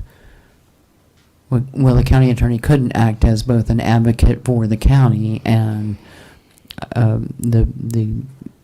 basically the clerk for this board, if that makes sense. Does that If I could just add to that. kind of just- close to what you're That is essentially understanding? it. Sure. Correct. I believe Yeah. it goes back to, I want to say it was like 2018 or 2019, somewhere around there. I thought the bylaws were actually changed to reflect that. It is magistrate court that actually handles that. So the solicitor is the prosecutor kind of thing in that court. No, not for dangerous dog classifications. That's, That's against state law. Well, I'm sorry. so I The know state the law. bylaws were rewritten or updated to reflect that at the time. So, You'd have to point that out to me. Yeah, there's a- The ordinance doesn't allow for that. right, the ordinance that is cited here is the Georgia, the OCGA subsection 4823, and it breaks down the classification process, notice for hearings, and the judicial review. And there's no mention of a magistrate court. It is, you have, once once a decision is made here internally by its authority, then it's appealed to, if the owner so chooses, would be appealed to the probate, and then from probate to Superior Court. Sorry, that's what I meant, probate court. Right, yeah. Wrong court. Now, I think it had been in the bylaws before, and the bylaws were, for this board, were altered, I'm not sure, a couple of years ago, taking out that, yeah.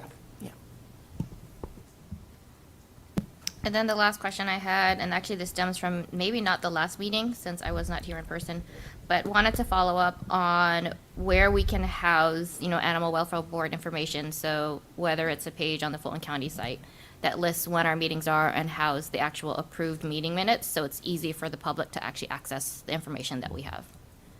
And I think this is a decision that the board would have to approve as to how you want to go about that. So is your recommendation that it be posted on the website? Yes. How is notice being provided currently for these meetings? Okay.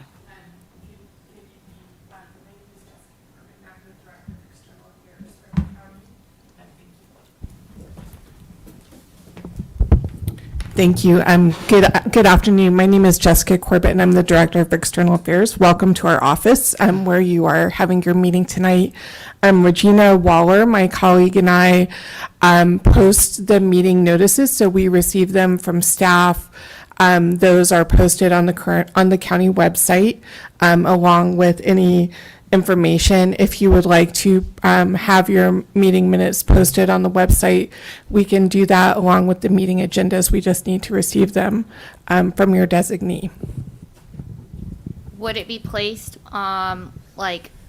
on that same page of the meeting announcement, or can we have one single page where we can put all of this information on so it's easily accessible? So we support a number of boards here at the county. So we would typically, because this is the Animal Services or Animal Welfare Board, and Animal Services are under the Department of Emergency Management, we would typically we typically would post it with the department that is associated with that. So the audit board or, whatever board that's associated with. So we could provide that information and set that up. All right, perfect. So we would work directly with you You would work through the staff Okay. Who are assigned to the board, and then they will provide that information to us. And is there like a set amount of days in advance you need that information? Or- Let us get that information from the team members who actually manage the site, and we'll get the instructions and all the information. Okay, perfect. But we would typically, one thing I know that has come up previously is that the board approve your minutes, adopt those minutes, and then those final approved minutes are provided to us and we can post it. All right, thank you. Anyone have any other board members have questions for EMA? I do. I guess my only question would be, I don't know if this is a good question to ask, but what do you all want to see from the board? Like, what do you want from us?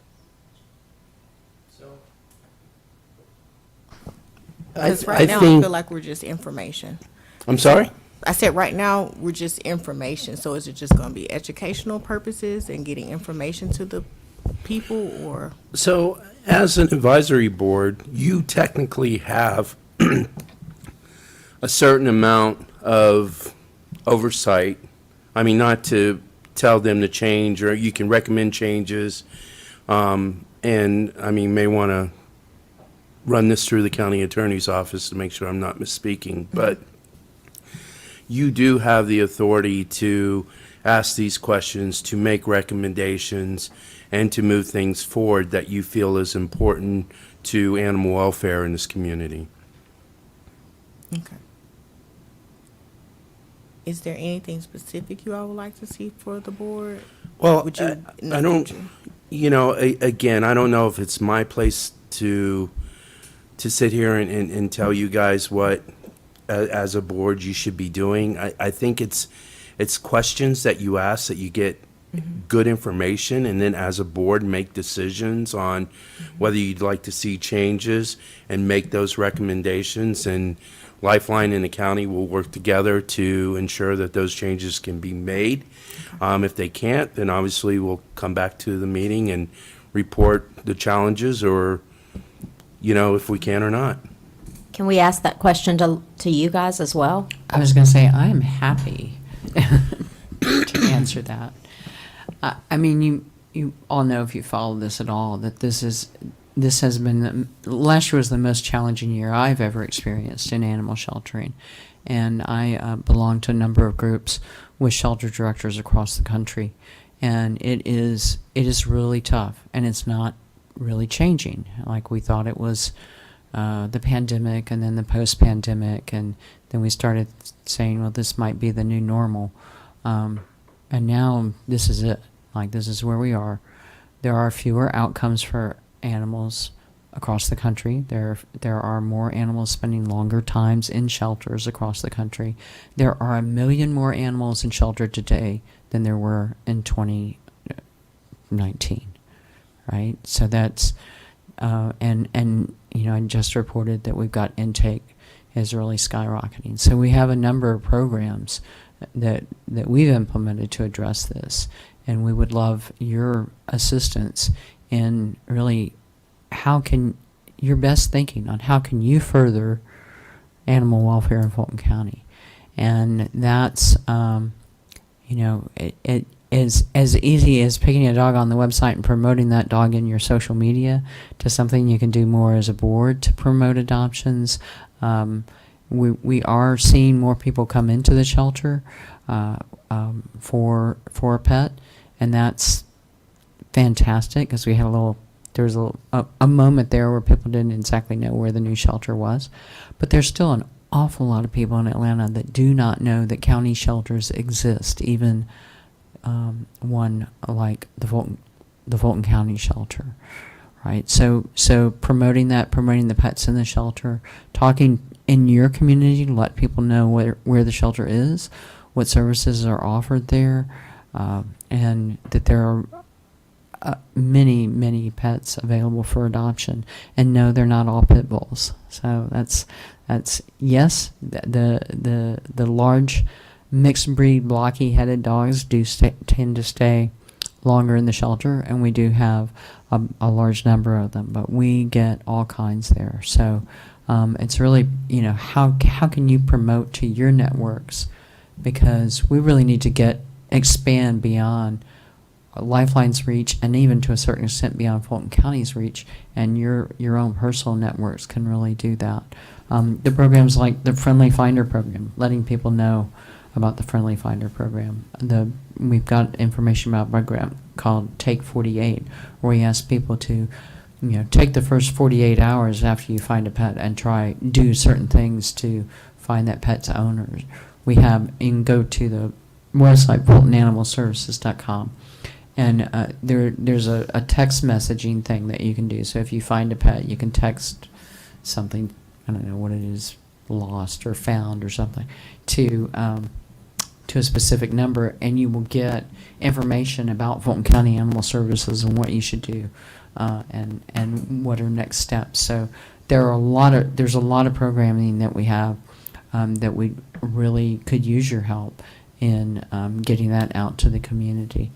There's a statistic that's going around, and I believe this is true, that if we were able to improve the market share of where pets are being acquired, if we were able to improve that market share just by 6%, we wouldn't have a overcapacity, overpopulation issue at the shelter. Just 6%. So for clarification, there is a Take 48. Would you mind elaborating on that again? And then there's a phone number that people can text. Mm-hmm. You can text lost to the specific number or found. You have to look up on the website. It's like 188. I don't know. And then they get like educational information? Mm-hmm. Yes, it will send you a series of text messages. It'll check in on you to see how you're doing with your lost pet, or if you found a pet, how you're doing with your found pet. That's really good to know. Yeah, because and that's all that information is on the website. Yeah. And then Take 48 is really just it's kind of a public awareness program. Something like 60 or 70% of all animals that are lost are found within less than a mile of their home. So we're just asking people to, you know, kind of do the right thing and walk the dog around, see if anybody recognizes the dog, those kinds of things in your neighborhood. I mean, signs Make still work. Signs, yes, all those things. I just think the old school stuff. Let me interject just really quickly. Let me just interject really quick so I can summarize, because I know we're getting ready to close out. Oh, okay. So really for the board, and what I'm kind of summarizing, what I'm thinking or what I hear, and the board members can kind of chime in on it, is to educate. We'll be here to help with adoption, to help facilitate or create ways for adoption, and also preventive measures so that we won't have so many animals come into the shelter. And maybe listening to the report that you all have, I'm just giving an example. Say, what if one of the reasons you have so many animals is because of breeding? Then we would come up with some type of solution on how to either mandate or work with legislation or the ordinances to see how we can do something with breeders. I'm just trying to Absolutely. give an example. Yeah, Is that y'all are okay? in a position to, I mean, you're appointed by the commissioners, so you are in the best position to go to the commissioners and with solutions or ask for solutions for your elected officials to come up with some solutions as well. Can we share And those Audrey, statistics? you might wanna add something to what I just said. Just real quick, can we show those statistics? Not all of them. Can we show them to the public? And they are on the Talk to them website. about yeah, okay. There are a lot of, It's I a don't public know that the meeting, field so people services. will see that, so. I don't know that the field services statistics are on the website, but the shelter statistics are published on the website, and they're also available through the Department of Agriculture. I mean, I think the biggest misconception is if I bring a dog to animal control, that dog's going to be euthanized. Right. then. That is the biggest misconception. Can I just add something real quick? I think when you ask what can you do, I will tell you, we get, I don't want to say every day, but pretty often we get complaints coming through county commissioners. I would say quite often. I've gotten complaints through all county commissioners. All of the folks that have appointed you have somehow funneled a complaint to us. I would tell you, educate yourself on the program itself. Go to the shelter, volunteer at the shelter, however you want to, just walk the shelter, meet the people that support this program, and be able to tell your side of the story when one of your county commissioners asks, how's the program doing? Because they tend to fight off a lot of misrepresentation of the program sometimes. So if I had any ask of the board, I would say, and again, this is my first time with an animal services board, but I could tell you from public safety boards and others, the first thing we always tell people, educate yourself on what you're representing, because we could sit here and talk all day long, but if you've never set foot in that shelter, it's hard to describe what you're actually representing. So I don't mean that in a negative way, but I think it's important that you all know what you're speaking about when you're asked by one of your elected officials. And if the board members would like, we can work with Audrey and team to, do not necessarily a tour. If you want to sit on an orientation, I run actually some of the volunteer orientations. So we can schedule one specifically for this board. We can talk to the different shelter departments, especially for those who are not necessarily ingrained in the ways of working with the shelter, since I know some of you guys are not necessarily volunteers and some of us are, so we can also schedule that, so you get a better insight on what actually happens at the shelter and what the staff does. Or you can even come volunteer with us. That too. So. In essence of time, we're going to try to breeze through the committee updates. There are specific things I want to cover under the shelter operations committee, and if we can try to keep the responses brief, but at the same time very relevant, because some of these things are actually important. We wanted to get an update on the painting project. It was mentioned earlier, we understand with the painting project, dogs are in the old shelter because we need to fix the painting in the new areas, but what's the status of that? When do we think that's going to be done? Because it's logistically, it's hard to manage the two locations. So the projection is to be finished in November. Wow. Yes. So the good news is that most of the isolation rooms and some of the other areas that are like vital to their operation, although not, every cage, every run is vital to their operation, but most of them have been signed off and completed. There was some challenges that was faced from the grinders going in and getting a little too heavy on the grinding process, but that's been remedied, and so we're on track for November. Like end of November? No, it should be, You know what? I don't want to jinx us. so Okay, November. We'll Okay. say November. All right, I'll take it. So one of the challenges there, I'm sorry, one of the challenges with that is also, just remember, we're keeping this old shelter alive until that happens, which there's a pretty significant cost to that. There's also a significant, wear on staff to maintain the old shelter. So we're trying to do the best we can, but when we say November, I don't want to, it seems like every time we throw a date out, because I had heard even the first of the year at one point. So I just want to make sure that when we say November, it's we're That's trying to keep that date, but The target date for now. but there is Correct. contractors that sometimes, are beyond our control. No, I hear you. Summer heat mitigation.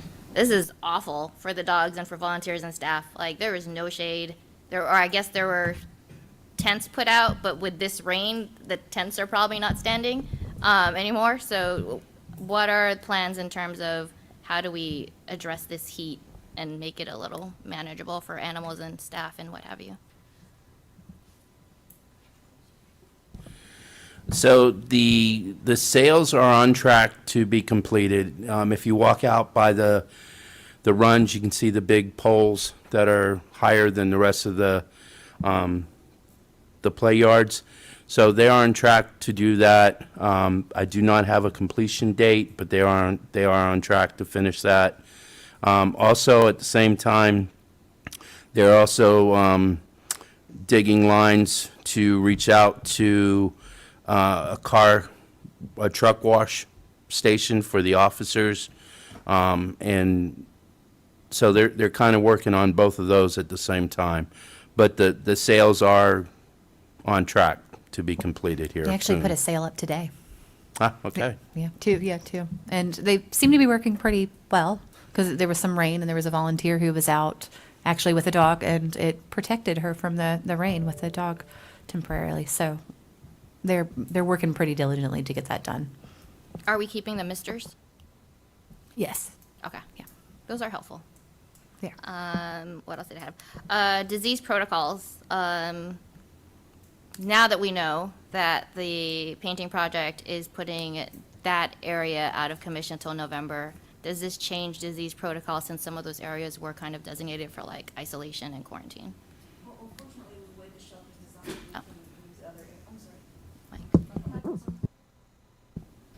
Fortunately, the way the shelter's designed, we can utilize other areas. We can shut down like one section of the big runs to move dogs for isolation. So even though isolation's been out of commission, we're able to function as isolation in separate areas. Does that make sense? And to add to that, the isolation area should be coming online here like any day now. And then the last question I had, I don't know how to phrase this, and Rebecca walked out maybe she's coming back. But there was a question raised in terms of how Lifeline as a private shelter, how do they handle the funds that come in? And like, I guess how do they kind of keep that separate from county funds, in terms of when essentially when people see calls for, we need leashes for the county shelter, we need treats for the county shelter, it's the message seems like a little like mismatched, when folks know that Lifeline itself is getting funded, but we also know Lifeline itself is a private shelter. Like, how do you make sure, like, I guess folks Okay, I can understand that? answer that. Yeah. Sorry. Had to go.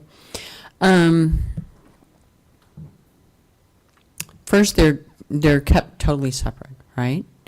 So any donation that comes into Fulton County Animal Services, whether it's a monetary donation, whether it's over the counter with adoptions, occasionally there's grant funding directly for that shelter. There's fundraising on the website, so there would be PayPal accounts involved.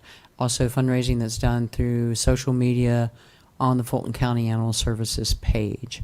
All of that comes into the Fulton County Animal Services budget and bank account. So there's a completely separate bank account maintained for Fulton County Animal Services. The same is true of any in-kind donations. So that's, treats, leashes, collars, straw, beds. And we also fundraise, Lifeline as an entity also fundraises directly for Fulton County Animal Services. So when we were opening the new shelter, there were a number of things that were needed specifically for the new shelter. And so we will fundraise, and those donations are considered restricted to the Fulton County shelter. So that it has to be spent on that particular entity. So the accounting is all completely separate. A lot of times you'll hear people calling for an audit.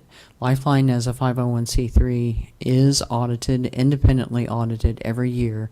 And an independent auditor not only looks at the different bank accounts. We have a separate bank account for Fulton, separate bank account for DeKalb, separate payrolls, and all of it is kept separate and then audited.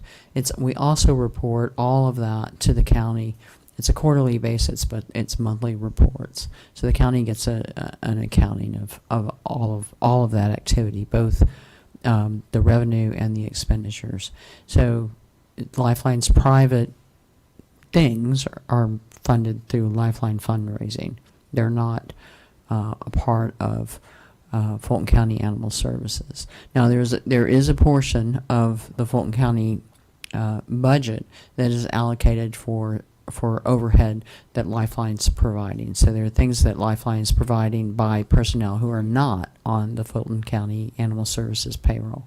Myself would be one of those things. Our chief operating officer, all of the marketing, website, not all the social media, but there's a social media person on site who is a part of the Fulton County team and payroll. And then there's a much larger, broader marketing effort. So there's portions of HR, all the accounting, those things that you would consider administrative functions, right? Or things that we have found are more cost effective for the organization to provide and then allocate to each of those budgets, okay? As far as the different pleas that you see, a lot of times volunteers kind of engage in a little bit of self-service, and so they may ask for contributions where it's something that we while it could be provided through the Fulton County budget, either through direct donations or through the actual contract funding. A volunteer will take up a cause. One of those examples right now is there's another drive for Coranda beds. But even the first Coranda beds were provided through a donation directly for that purpose, right? And sometimes staff get pretty excited about it as well. There are things that, so it's not a great use of resources to pay for things that people really seem to really like to donate. And so we will make pleas for donations because they work, right? But sometimes it's more of a communications issue. It's not that we can't afford certain things, but just because it could come out of certain funding, that funding can also be used for things like sending staff to conferences and additional training and additional staff. And so we try to be as resourceful as possible with all the different avenues of funding. And Andre, if you want to say more about it, because some of it is more of a communication social issue than it is an actual funding issue. Yeah, just sort of to echo what Rebecca said, we have seen a big increase in our volunteers at this new facility. And we've got some incredible volunteers, and they take up different interests and want to make sure that they're giving back as much as possible. And so oftentimes we'll see some of these different fundraising efforts done sort of independently. We are communicating with them because obviously if there's something that we can purchase, especially if it's a necessity for the shelter to operate, we do that. And the volunteers have been working very closely with us so that we can make sure that we are being good stewards of any of the resources that we receive and that we're asking for the right things. So that a lot of that I think has come from new, really eager volunteers who want to have new things for the shelter. What about people who say, and if you don't need this stuff, I'm asking that question. Sorry. Towels, medication because their dog died, dog beds, like some of that kind of stuff. What is it that you need and don't want? Before we get that, can I go back to the original questions? I just wanted to. Did we get your answer that you wanted? Because I was just looking at the RFP, and the original bid from Lifeline, when we put the RFP out, it said very specifically, we did not want to take donations into account for funding the project as a whole. So the funding the response was to include all operational costs that it costs to run the shelter and field service, everything has to do with the program. So from the county's perspective is we funded this project. If we didn't get a single dollar of donations, we wanted that number to fund the entire project. So I just want to make sure that your answer, that you were good with what you received. Yes. Because donations and stuff, like how many towels come in and all that stuff is almost a separate topic altogether. Yeah, no, it Okay. was that it cleared up essentially some questions that were coming from, I guess, the general And there public, is a if you will. breakdown, the RFP is public record, there is a breakdown of exactly what the bid is and what it includes. So, in essence of time, though, I know you have a question. Do you have one question? Do you have like 5?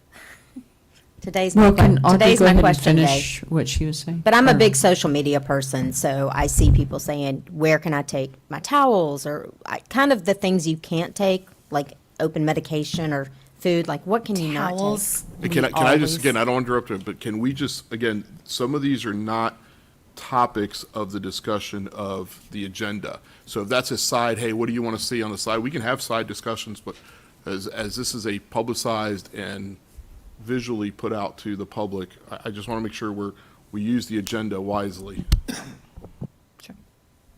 Yeah, that's fair. So, we can probably take that offline then.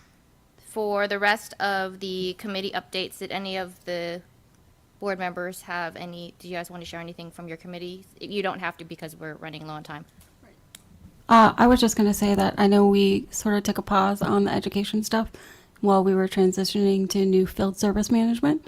But do you think we can move forward and maybe schedule another meeting? Sure. We'll message you. Any other updates from board members and their respective committees? All right, with that, I don't think there's any member of the public here. And we'll hold any other questions probably for later, for the next meeting. Since it is 7:06, that actually does put us at roughly 2 hours of this meeting. So with that, could I get a motion to, do you have a question or? Oh, Fairly quickly. go ahead. So back to your point, when you were saying that the commissioners get a lot of complaints and they come to you, do you have a list of those complaints and the individuals who have the complaints so that we can kind of rectify some of those for you all? Just kind of put something in action. Maybe we could put something together to give to our commissioners so that they can have to give back to the constituents. Just trying to have an action plan. Yeah, I mean, we do keep a list of all the emails that we receive. I can get with Vern and David on compiling a list.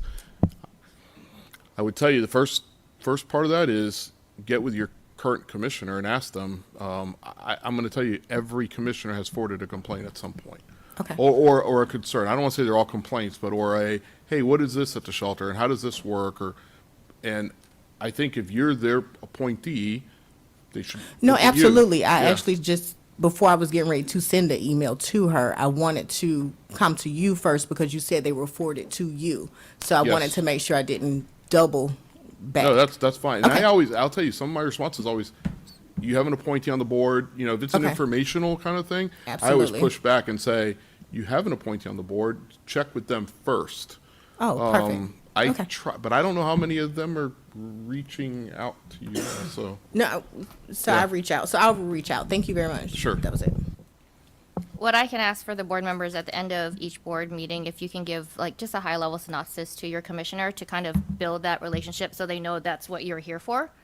So they can probably not go to Joe and team and they can come to us where they probably should start. So with that, any other quick questions? All right, could I get a motion to adjourn the meeting? I'll second that motion. All right, it is 7:08, the meeting is adjourned.